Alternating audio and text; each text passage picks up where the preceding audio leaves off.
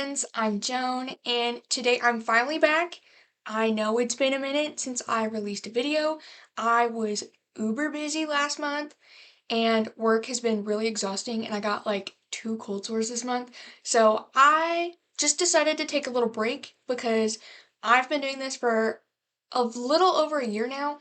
So I kind of wanted to restructure how I'm making my videos. So there is some changes overall, but I know that's not why you clicked this video, so I'm gonna just go over that at the end if you're interested. The first book that I'm going to be talking about today is The Unworthy by Augustina Bazterrica, and I was kind of disappointed in this one. I just found it to be really unenjoyable, like from a reading standpoint and then also just in a narrative. It was also kind of annoying, which sucks because not only do I have a good opinion on Tenders the Flesh, but it's also the book that my sister picked out for our little book club that we have. It's like a quarterly one, and I felt really bad because it's the first book we read together and I didn't like it.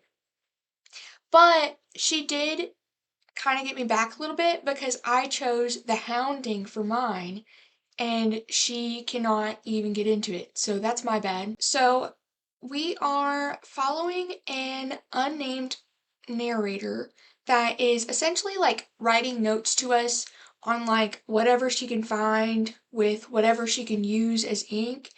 And this book is told like she's leaving these notes for someone to find. There are points in the story where it will like cut off because she's like getting caught, but it'll just start up the very next paragraph. It's like, oh, I almost got caught. Who would have thought that? How would I have known if you hadn't have told me? It also would like go immediately back to what she was saying anyway. So there wasn't even like a sort of like, oh, I wonder what actually happened and why she couldn't come back and say. It was more of just like reminding me that I'm reading someone's like diary and pulling me out of the story. So I wasn't like a huge fan of that. Happened more than once too.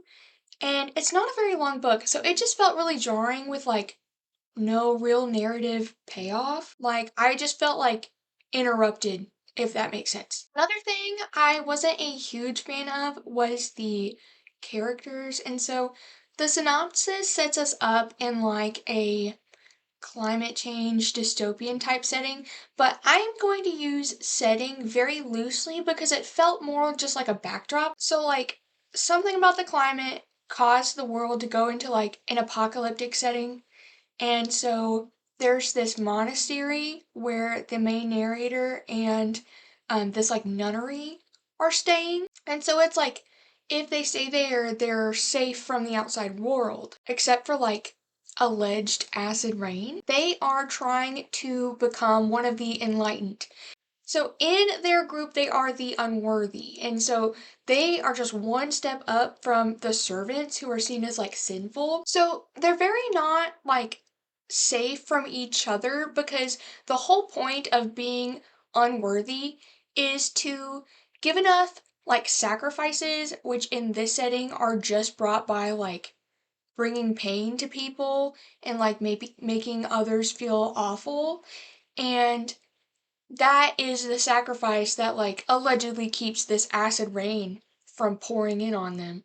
And so this is like told to them by like, I guess they kind of would be like the priest in this scenario, also a woman. And the only like, I guess real main male character is who's known as him, which I'm understanding is as like God in this book.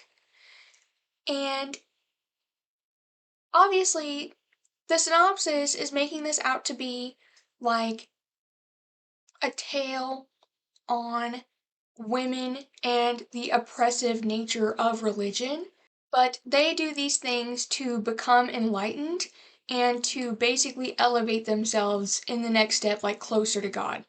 Another part of this premise is that the women don't remember how they got there or anything about their lives beforehand, but again, this book is so short. By the time that we are starting to learn about her past, it doesn't feel like an aha moment. I have forgotten everything about my life and suddenly I'm remembering something.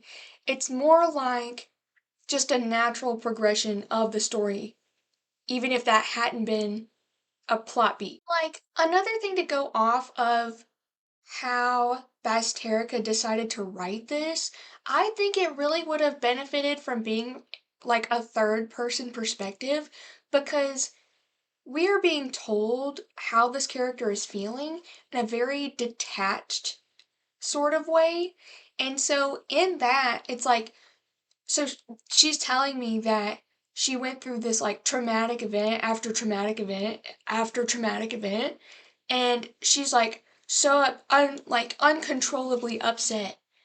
But since it's a diary, she's telling us that, and I'm not seeing it. So it's like I'm not having that kind of like, I guess, connection with the story because I also feel removed from it.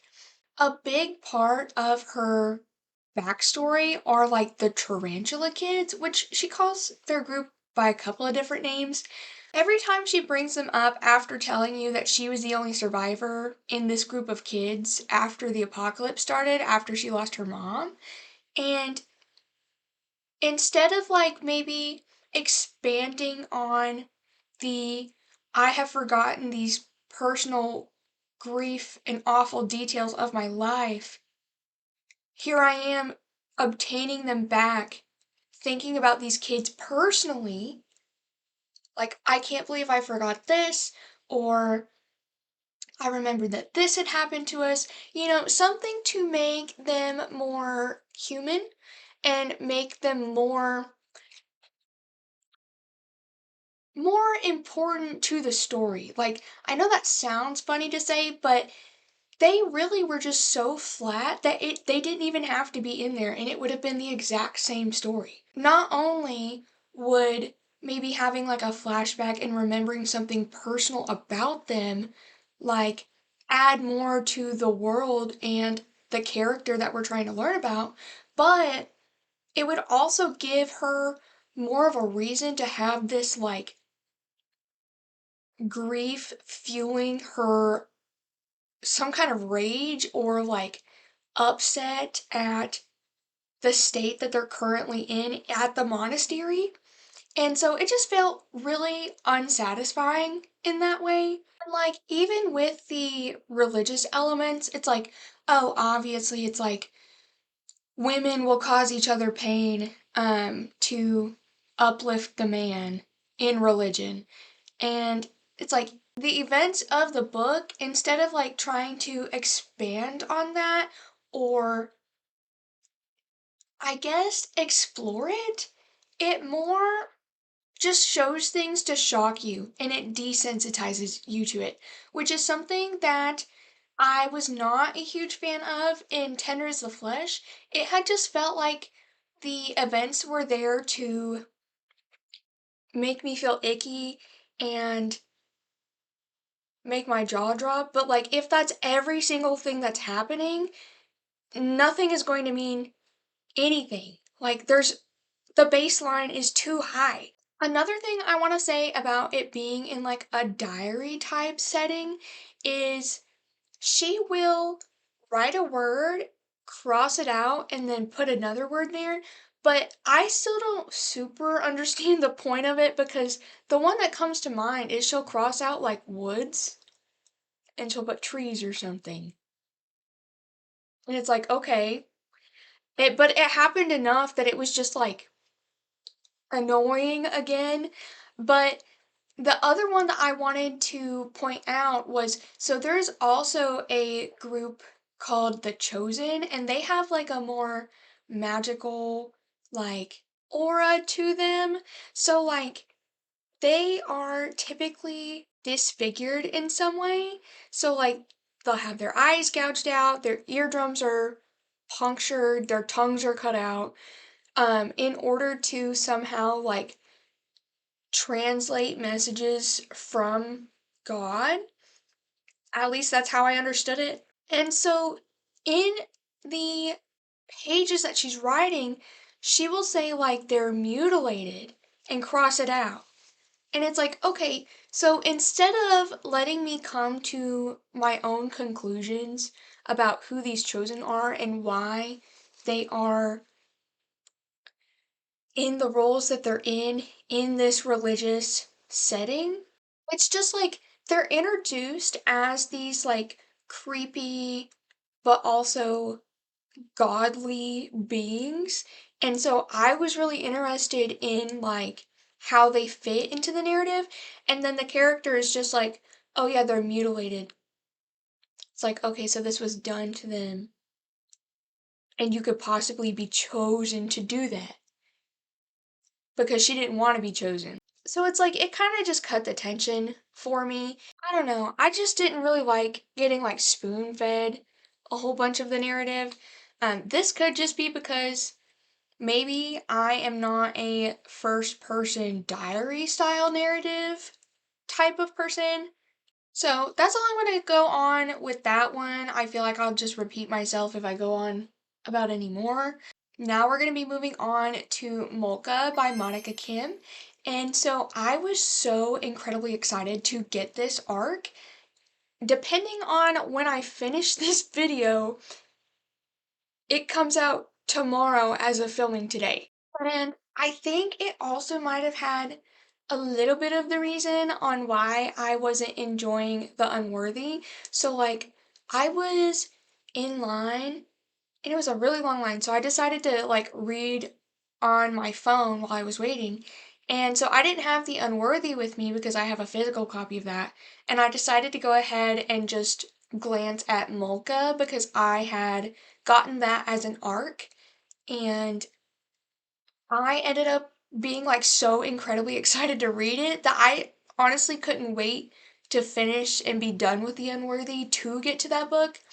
I am going to be brief and not give anything away right now since it is coming out tomorrow. But in the coming weeks, I will have a fuller review with all of my thoughts. So look forward to that if you're interested. And so I was really excited to get this arc. I really didn't think I was going to, especially because I've heard really good things about her debut book, The Eyes Are the Best Part. I will never be reading that because I actually have an eye phobia, which is not fun. So tell me how it is in the comments if you have read that one and what I'm missing out on. I also wasn't thinking I would get it either because whenever I signed up for NetGalley, the only arc that I had requested was this book. I received my physical copy the same day I received the art copy, which is when it came out.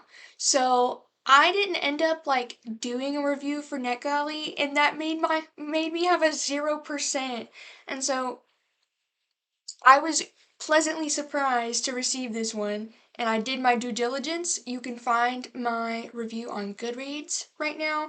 Obviously, I'm going to be updating that, but in the meantime, basically, this is set in Seoul, South Korea, and it revolves around two point of views. The first point of view, and I did find multiple different pronunciations, so I'm so sorry if I chose the wrong one. Dai is a woman still grappling with the grief and guilt she feels over her older sister's suicide, and I think it's like the 5th anniversary at the beginning of the book whenever we're introduced to these characters. And so this is further cemented by the treatment she goes through with their parents as well. So she ends up entering a relationship with this like uber wealthy man, and she will like let things go because she can't believe, like, basically that he would pick her. So they are caught in a Molka scandal. And so Molka is a Korean term to mean like hidden camera. And that can be for like pranks or for more voyeuristic gains. And so essentially her and her boyfriend are captured having sex in a hotel, and then he disappears at the urging of his family so they can like save their brand or whatever. And so the other point of view that we get is with Jun Young, who works in the same company as Dai, and he has a very hyper-focused obsession with hiding and maintaining his dozens of security cameras that he puts in each woman's stall on each floor of the company building. And so he becomes particularly fixated on Dai as they have like this like brief friendly encounter. He's like, she's gonna be mine and I'm gonna do whatever it takes. So I'm sure you can imagine the type of whatever it takes he will go through to obtain her. And so, again, I'm not going to go into a lot of detail just yet because I'm going to make a separate video with my thoughts, especially minding that this is like coming out right now. And so the last thing I will say is I did really, really enjoy this one. I could not wait to jump back into it like with after my other obligations. I'd be at work thinking about wanting to read it. There are several very stressful and intense scenes that like had me actually like my heart was racing. And I really did love the route that the narrative took in depicting the way that Dai deals with the different forms of grief and situations that she is burdened with in this novel. And I thought it was very like riveting, but also incredibly sad. So I am really excited to see what you guys think about this one. Please let me know what you think in the comments or on my Goodreads because I am going to be posting that there. I'm very interested and excited to see the consensus. And then moving on to the definitions by Matt Greene. This is going to be a huge bummer because I was really hyped to read this one. If you've been here for the last couple of videos, I have been very excited to read that. But I, again, was very disappointed with this one. I had built up in my head that it was going to challenge, like, the way we define, like, traits and beauty and humanity through a group of people relearning how to basically function in a society. And so, like, they have forgotten everything, like, down to language. And so this is set up through the lens of an unnamed narrator, and so they have a crush on this woman, Maria. This book itself is very short, which in some ways are merciful, but in others, I think it really could have benefited from doing a lot more of like everything, but more specifically, either having more plot or less misdirection in keeping with your vague plot. Because I don't mind not getting the answers to things, I just don't really like being like, ooh, here's a bone, I wonder what this means, and then not doing anything with it. Because what's the point? And so this one didn't end up working for me because the information was either left very intentionally vague, like the narrator didn't know if things were real or not, they're unreliable since they're still learning how to communicate and be a person. This makes it interesting since we're trying to figure out like what's really going on through the narrow worldview that this character has due to the circumstances, which, by the way, apparently, allegedly, in this story, there is like a virus that affects everyone that's not a child or an elderly person. Doesn't go into that.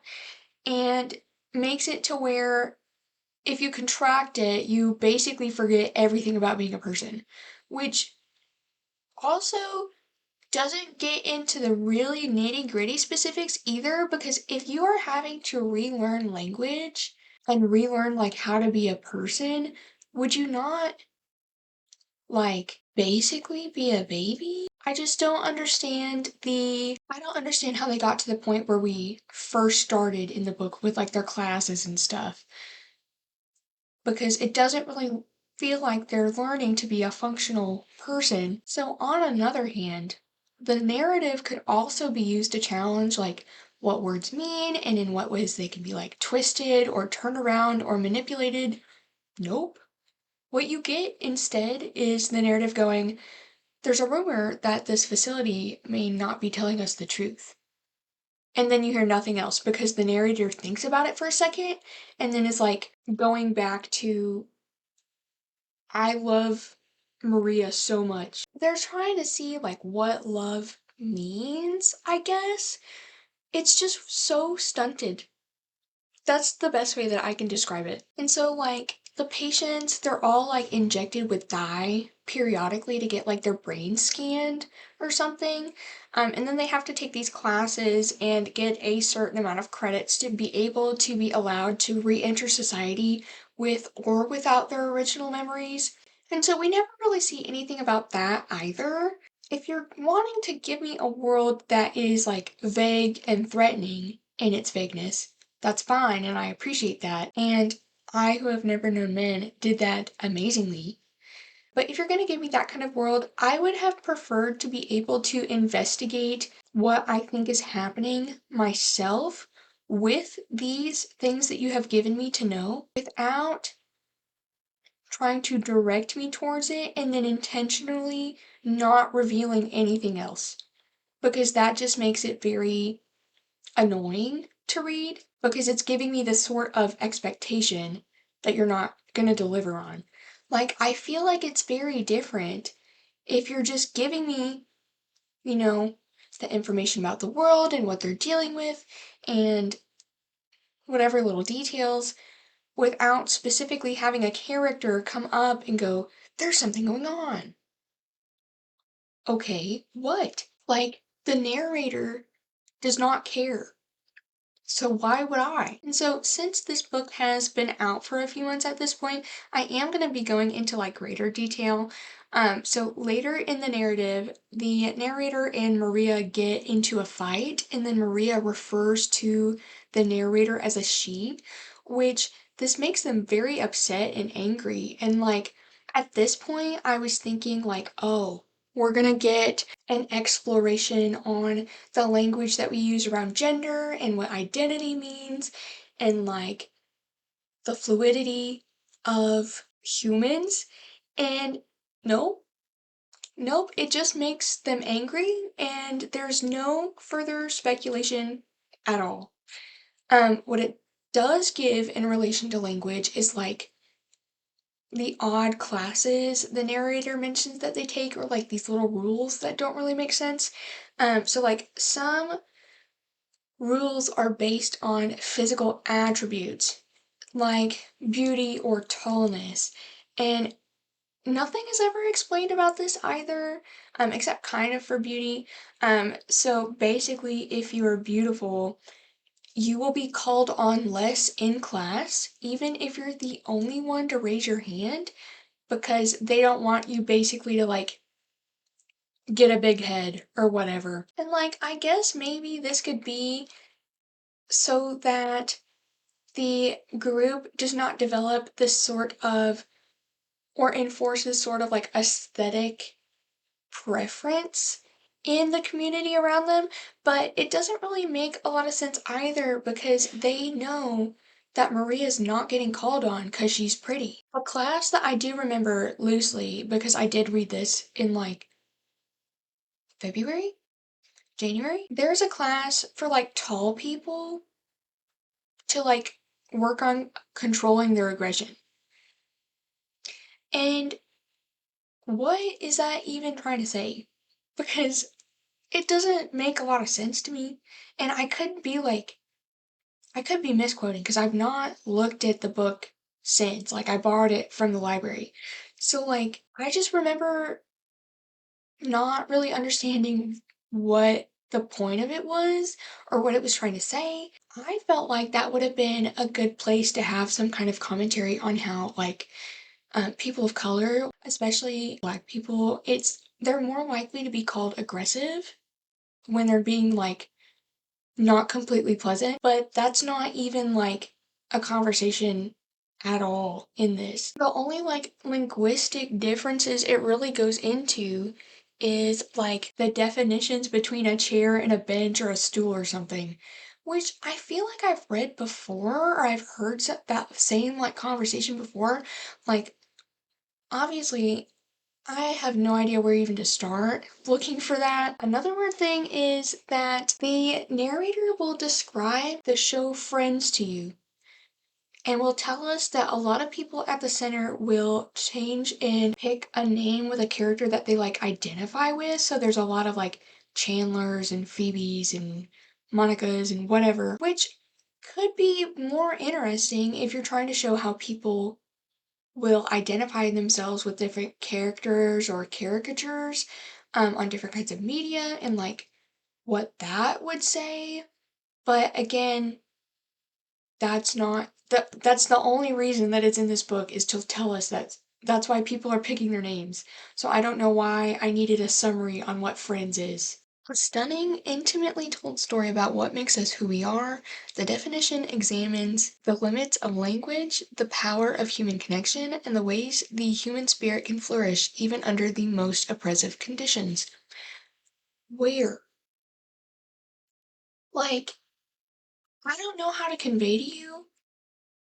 This book, like, quite literally says nothing. Like, this makes me think it's going to say things on, like, I don't know, gender, patriarchy, sexism, race, stuff like that. They're literally learning how to function in society. And, like, I don't even know what society they're trying to fit into because there's no direction to it. Like, there is a whole, like, little side plot where the narrator, they're like, oh, my best friend Chino.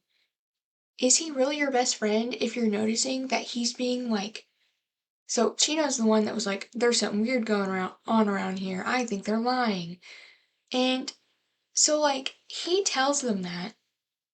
They see that he's being, like, given so many extracurricular extra tasks that his punishments keep piling up more and more and more because he physically cannot handle the amount of work that they're giving to him.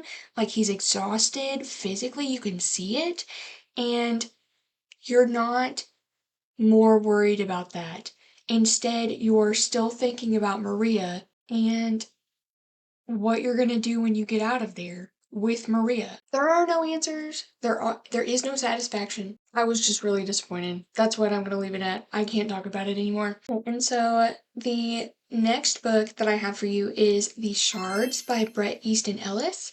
So this is one of the best books that I have ever read, and I am going to be doing my own video, like a different one on that one specifically, because I have a lot to say about it. I will be publishing like a written review on my Substack, soft launch. I have a Substack now, but I'm not sure if I'm going to post it before or after like my filmed review, because I still need to go through and like edit it and put in my quotes and examples and stuff. But that will be coming out soon. And then, so I'm going to be skipping that for this book, but just know it's absolutely amazing. I already want to reread it so bad. Okay, moving on. We have The Hounding by Xenobe Purvis, and so this one also turned out to be okay. I just wish that it was different at the very, very, very end. And I really liked it until the last few pages, which sucked. So this story revolves around five sisters being raised by their grandfather. They live on this like nice patch of property because they were able to basically make a good living on selling something to like the townspeople who were like starving, basically. So like there's that dynamic between that family and the townspeople. There's a lot of resentment because they, like, the girls and their family didn't have to go without during that time period. So it's told in a sort of like folksy fairy tale type way. There is multiple point of view perspectives, but the fun thing about that is you will never get a full perspective of the girls at all. You will always see them from a person outside of their group when you get to the grandfather's point of views, which were my favorite ones.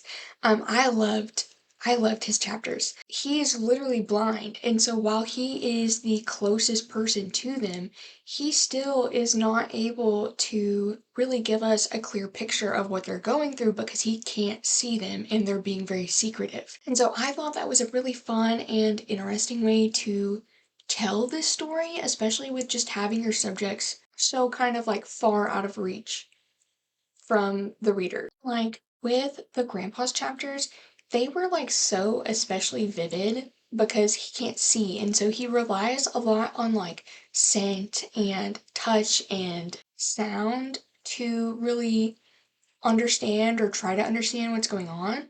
And so like his unease at being unable to identify a problem and help his grandchildren, especially since their parents aren't in the picture and his wife had recently died as well. That intermingles with the unease that is built through the town as another point of view character we get, Pete Darling. He will spread rumors about the girls turning into dogs.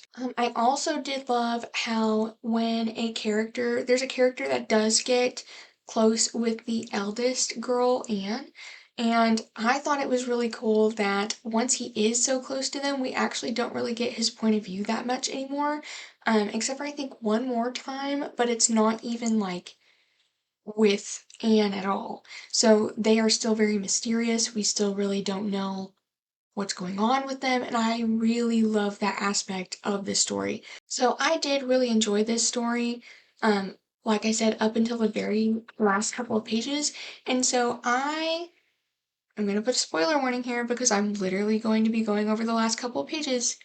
This book has been out for a while, it's fine. So, my qualm with the book is that after hyping up the rumor and building the tension with the unease and with the river drying up as well and all of the like weird stuff happening, like animals being murdered by dogs and stuff. After all of this, the very, very last thing we really see is so like the grandfather, he goes to bed it seemed like he was kind of drugged because it was kind of weird. But so he like wakes up with clear eyes, quote, and just tells us that he sees them all as dogs out there with the boy that Anne has decided to be with. Allegedly, I can't say that for 100% sure, but he sees them disappear into the forest, and that's pretty much it.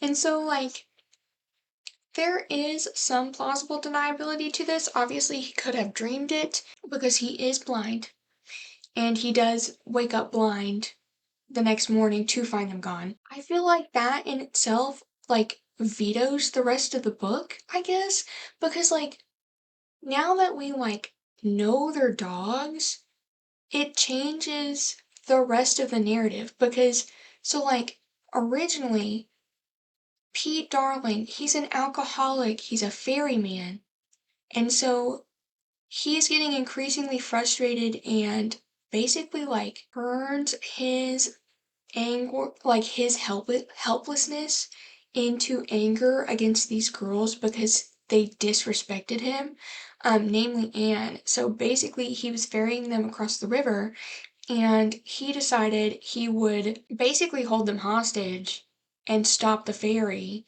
because he tried to talk to them and they didn't respond. And he's like, "Oh, so you're too good for me."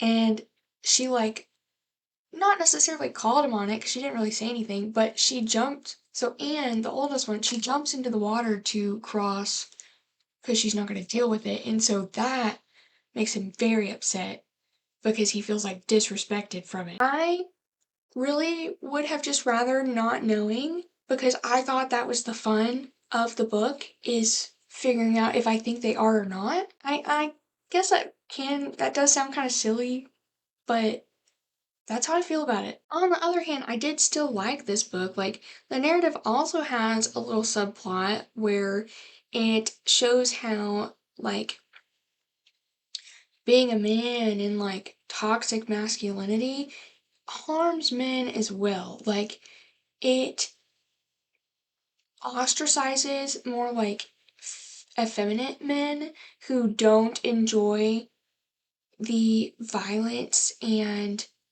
like, drinking that goes on in the book.